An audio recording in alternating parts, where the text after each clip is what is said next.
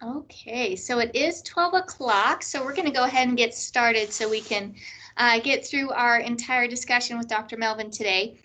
Everyone, welcome to our first weight loss challenge Ask an Expert webinar for the 2020-2021 challenge. We're super excited to kick this year off and start with our first webinar with Dr. Melvin.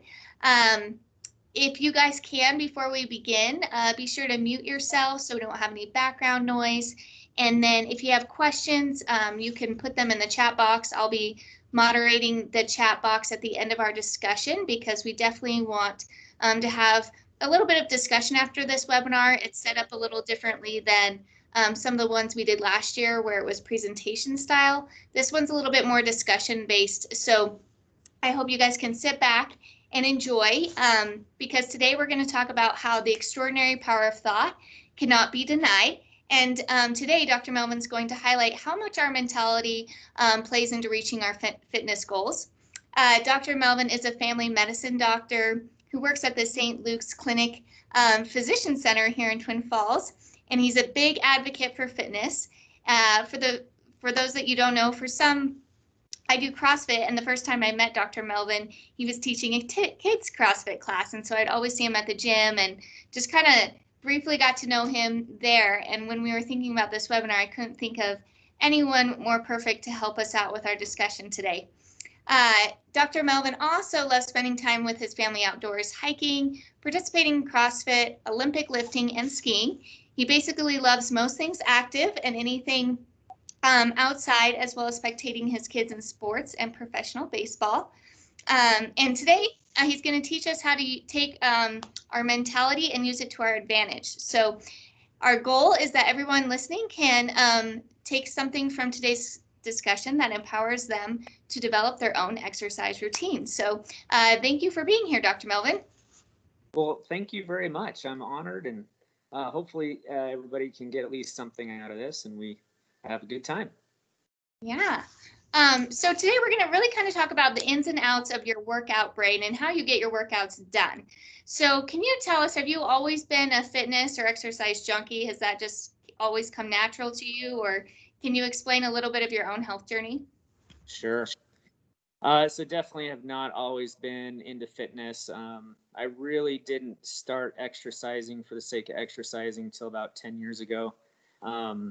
Before that, I was active. Like, I like to do active things, but I was not, I guess you'd say, fitness minded. I didn't really think about actually exercising much. I did a little bit of weightlifting, and that was about it. So then I was doing a backpacking trail with my wife and her friends and my friends about 10 years ago, when I suddenly could not get up the mountain that I had gotten up 3 years consecutive before, because I'd gained yet another 20 pounds. And so that was really an aha moment for me, that something had to change, because nothing else had changed. It was just simply the weight. And so that kind of sparked off a journey for me that really continues. And it's definitely not an end goal. It's a journey for sure. So for about the next year, I ran every single day on a treadmill, tightened up my diet, calorie restricted, lost about 50 pounds and felt pretty good. But the journey to get there was, I will not lie, it was awful. So I did not enjoy running and calorie restricting, and realized I could not keep doing that forever, and something had to change.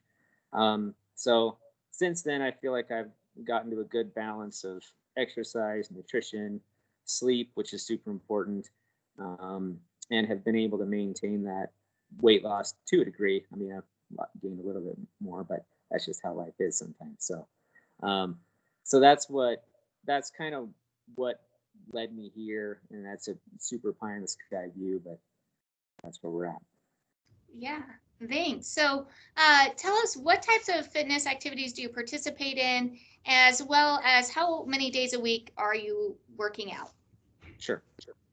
So I really try to utilize all fitness modalities. I really have found that doing something varied is important. So I will run, I will bike, I will weightlift, I will Olympic weightlift, gymnastic type exercise. So things like, I mean, push-ups are considered gymnastic.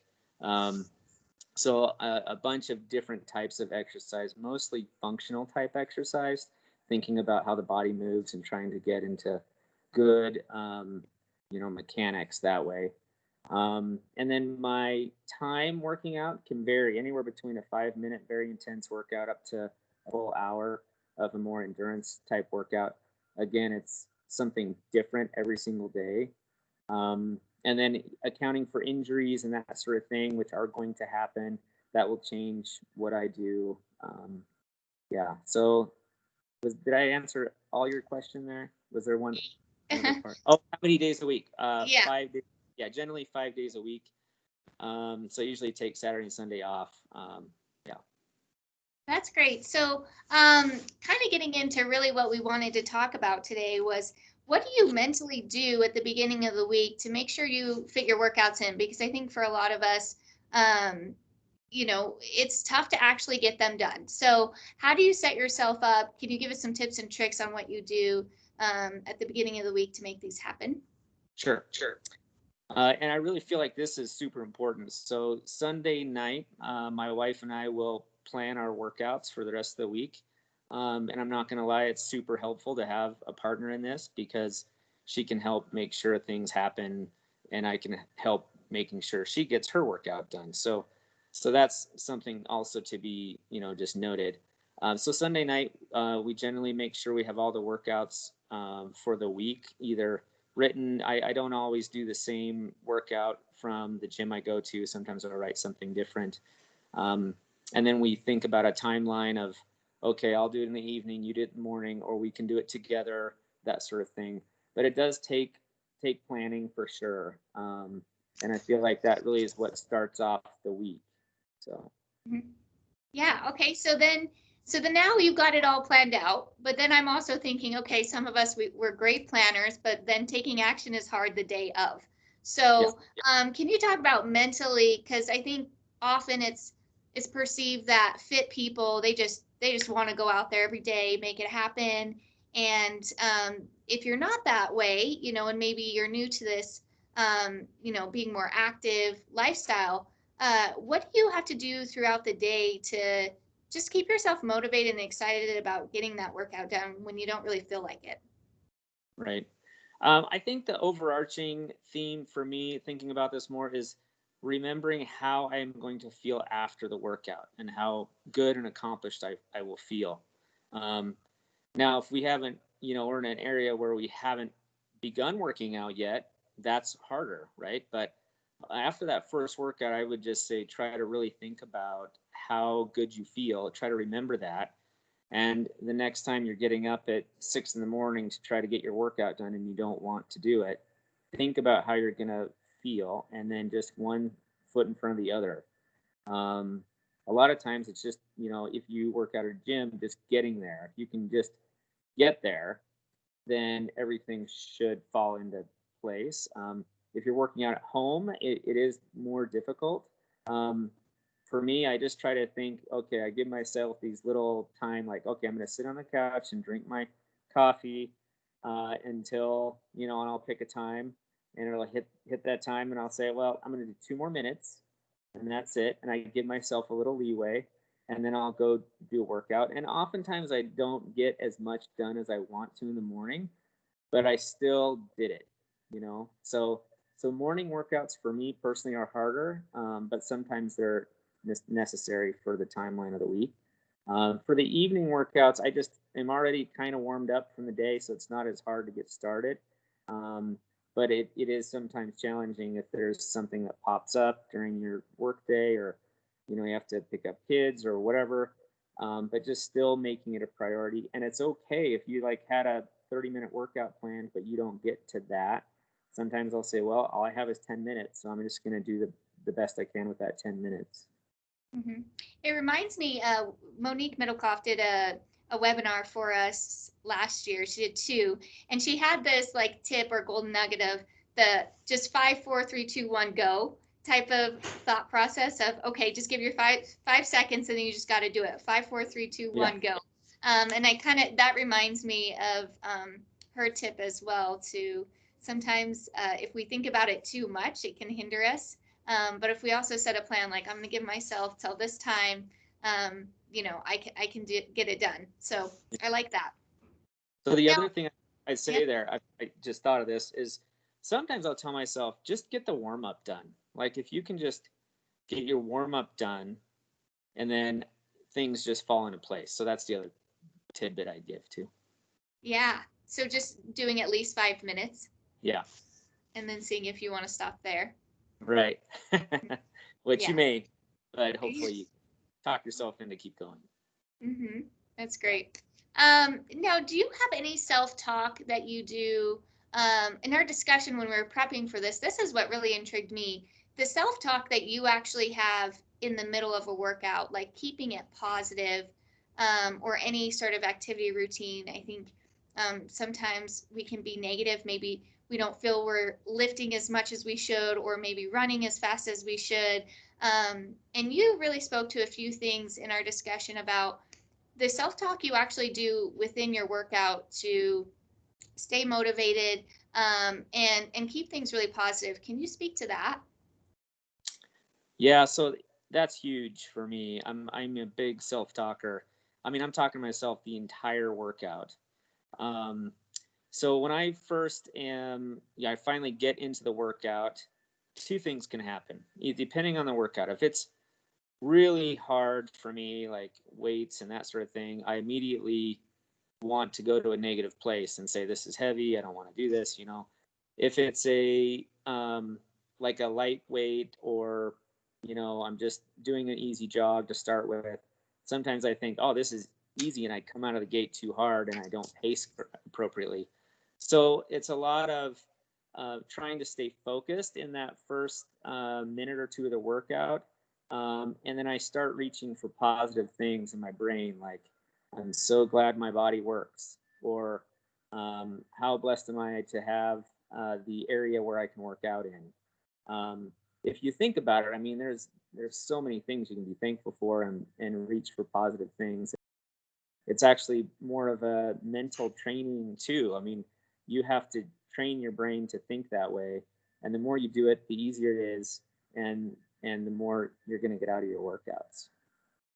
Yeah. So can you, maybe this is, I don't know if you'll remember, but when you first started in your own health journey, when you were losing that 50 pounds and you were in just a totally different space than you are now, were there like Yeah. a few quotes or affirmations, or, positive things like specifically that you would tell yourself? I would say, are you talking about the life is a marathon thing, or Uh, something? that too, either or. Yeah, yeah. I mean, there's so many things. Like, look at how many repetitions you've already done.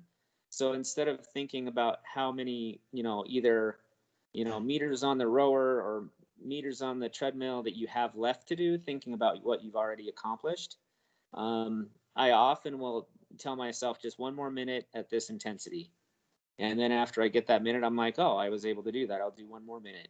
And you can kind of get through the the bulk of the workout, kind of eking yourself along. I also will count repetitions.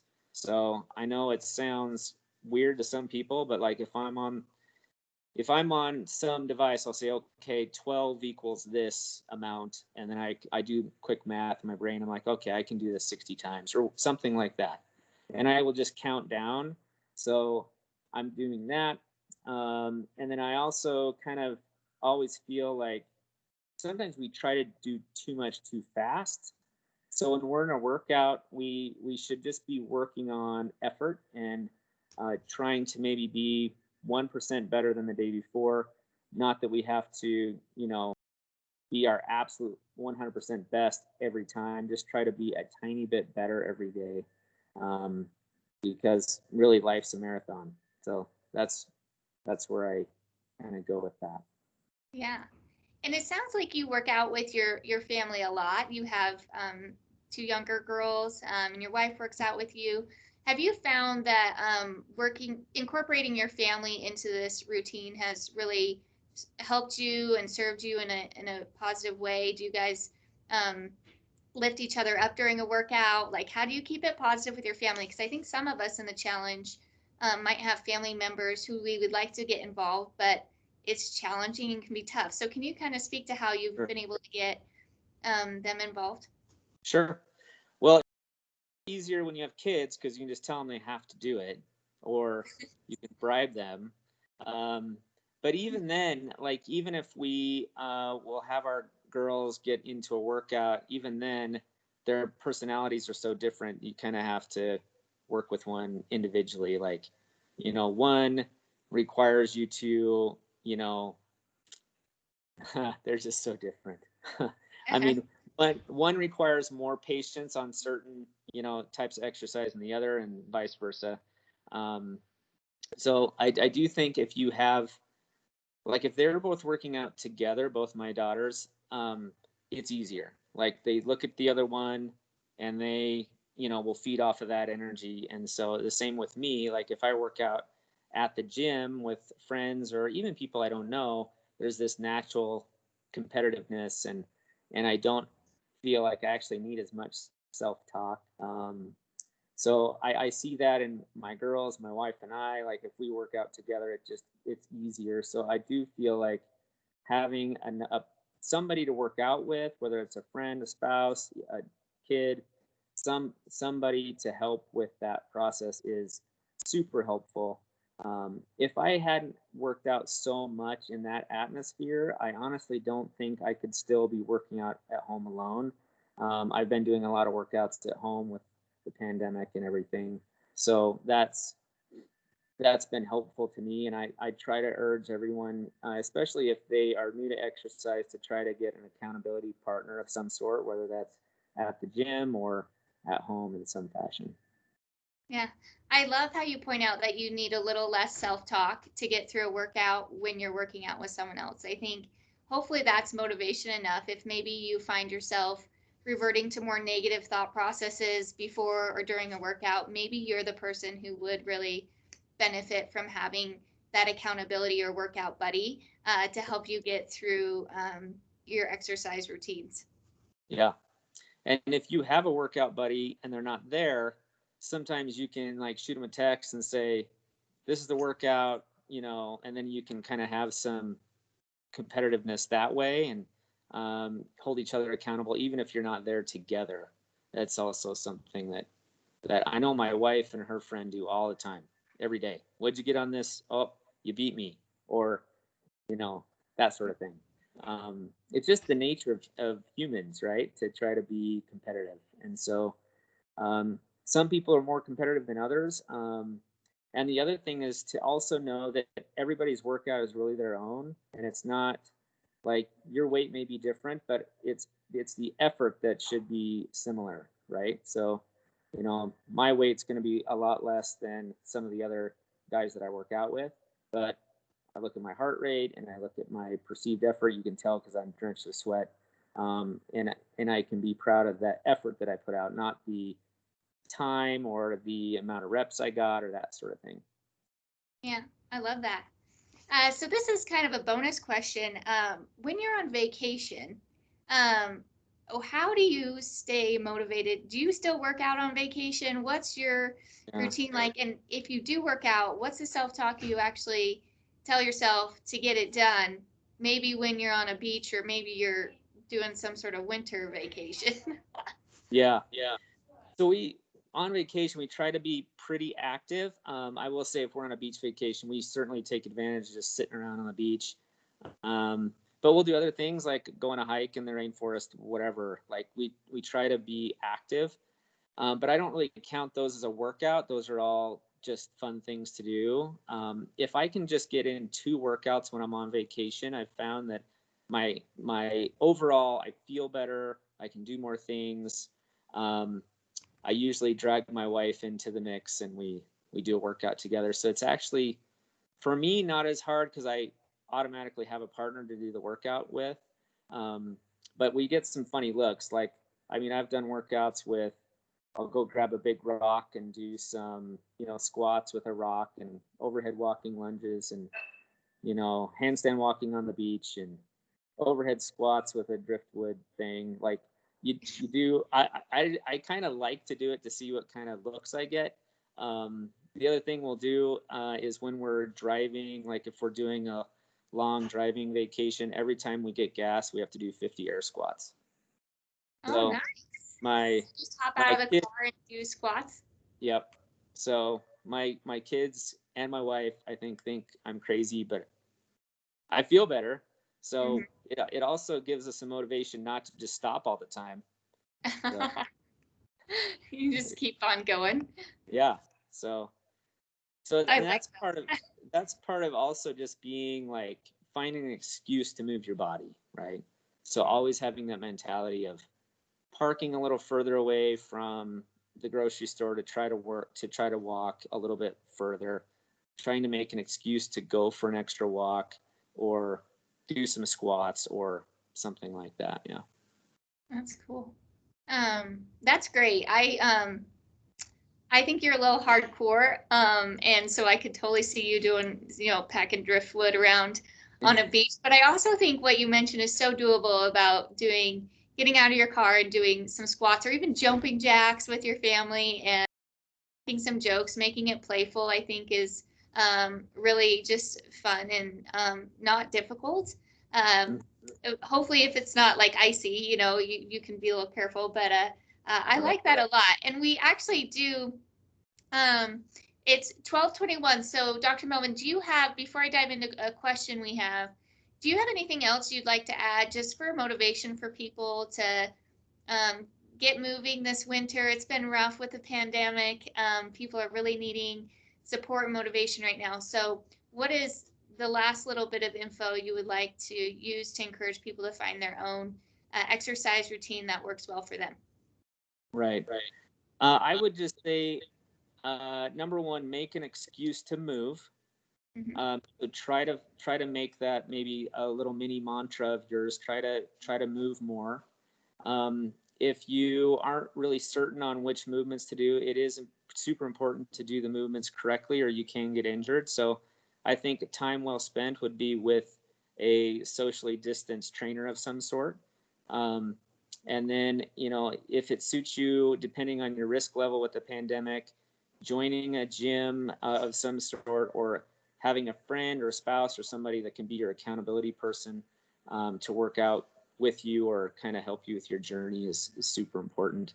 And then just knowing that you don't have to win the end game in a week, right? So I think this is multiple years in the making. So try not to go too crazy to get super sore and have a negative experience with exercise. Just think about moving your body a little 1% better every day will go a long way. Yeah, I like that. Okay, so our first question is, if you're new to working out and starting alone, how do you know the safe heart rate range to aim for? Do you Sure. Well, want also, yeah. So it does depend on any medical problems you have. But a good rule of thumb is your max heart rate should be 220 minus your age. That's your maximum. Your weight, your high intensity exercise, I would say, would be 80% of that. So, for me, it'd be about 160 is where I'd want to be for my high intensity. And then for your fat burning, for me, it would be more like 60% of that. So it'd be more like 140. So it does depend on your age and then any medical problems you have. Yeah. And we do, everyone, in our toolkit that we sent out, there is a slide specific to how to find your target heart rate. And it goes into the math you would use to find your heart rate if you want to have an easy exercise range, moderate exercise, or vigorous exercise. And Dr. Melvin nailed it on the head with the 220 minus the age. So if you go refer back to your toolkit, that'll be really specific math that you can follow for the exercise that you're looking for. Is there any other questions you guys would like to ask Dr. Melvin?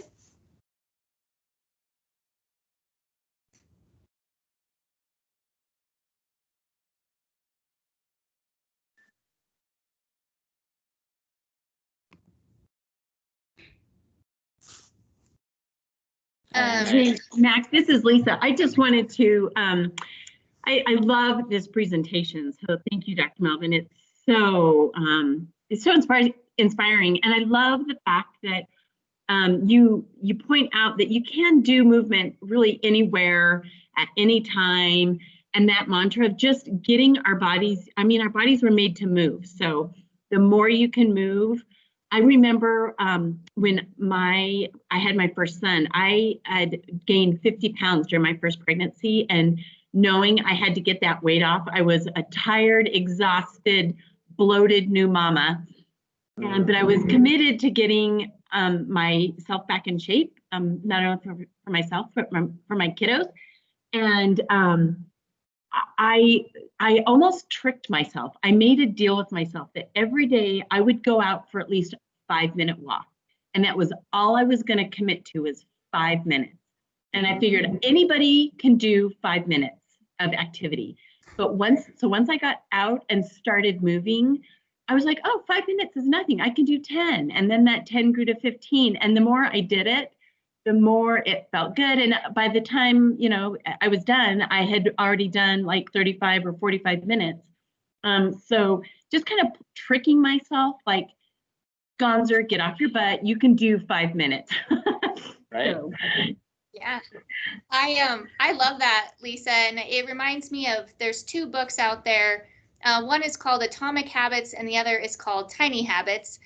And they really dive into that mentality of just doing, like, really focusing on those tiny little habits. So just 5 minutes a day, and eventually to 6 minutes a day, and then 7 minutes a day, and how that can compound just like interest does on a mortgage or things like that. So I think that is excellent. And if you guys know Lisa now, that woman is walking all over the place up in the mountains every day. So he's pretty impressive. We also have another question. It says, what would you recommend for a person that has had, I can't talk, shoulder surgery and now has an order not to lift over a certain weight? Does that mean that they can't do push-ups or pull-ups because they weigh more than that weight? Yeah, so that's, you probably need to get the clearance from your physician who did the surgery. But I would say, if they are not having you lift anything, that's with your arms, but maybe you could do, like lunges or air squats. You can still use your bottom half. So I would try to work on that and be, making that a strength for you rather than, letting things heal like they're supposed to from the surgeon's perspective. Yeah. I kind of love that question. I'm like the queen of adaptability, being in a wheelchair. I don't have use of my legs, so I haven't been able to stand. I have a standing frame, but I've been paralyzed since I was 15. And so I have to do everything with my upper body. And it kind of makes you be really creative with exercise and moving. And when I was injured, I went from being extremely active to then going through this healing recovery process for about 2 years. And they gave me a lot of exercise restrictions. And it was definitely tough to like try to figure out what would work and what wouldn't. But the more you talk to people about it, I found that as long as you're open and asking for ideas, you're going to get a lot of ideas from people. So I would encourage you that if you are in a situation like that where you do have to adapt, you're welcome to reach out to me, because like I said, I'm adapting all the time. Dr. Melvin's seen me at CrossFit trying to do all the things. And it never hurts to ask people that you're around, like, how do you think I could do this? Or how do you think I could do that, versus being shy and just maybe wondering by yourself. So I think that's a great question. Having to deal with injuries can really set you back. But there is, again, like you pointed out, always a way to move our bodies. So. Yeah. Are there any other questions? It looks like Pam said, thank you so much for the inspiration. Thank you for pointing out how to keep moving. This is great. It's my pleasure. It's fun. Yeah. If there isn't any other questions, we will send this recording out to you all next week, and we'll let you have another minute back to your day. So. Thanks, everyone. Thank you so much. Thank you. Thanks. Bye.